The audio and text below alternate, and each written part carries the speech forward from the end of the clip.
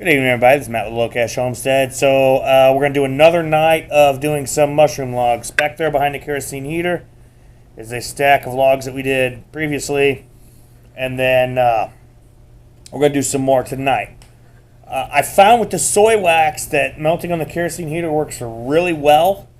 With the exception that, of course, sometimes even that can get a little bit too hot and boil over the double boiler.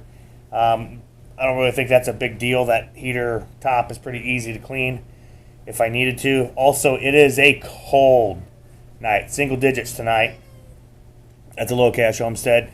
So we did have to get the Deka running, and I'm standing next to that heater there, so everything should be fine. So we're going to continue with our shiitakes. This is a different strain.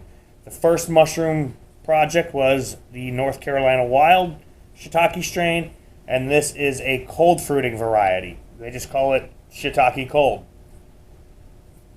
So we're going to work on that some more tonight. This is Matt with Low Cash Homestead. Thank you very much. Have a good night.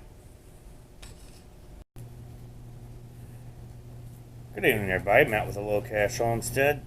So what we have here is a stack of wood that's going to become our mushroom composting box, like you saw in the previous video for our shiitake mushrooms. We're going to build another one of those boxes, and this is the wood for that. So there are 6 decent-sized logs. And then I'll probably have to do some more, but I think I'm going to have to cut them from some smaller pieces that I have outside. And it's just ridiculously cold out, so I'm not going to do that tonight. Plus, I might have to build the box and then see how much more we need to stack. Hi, kitty. Hi, kitty. Okay, so my name is Matt. This is the Low Cash Homestead. Go ahead and click that like button, hit that subscribe button, and hit that bell.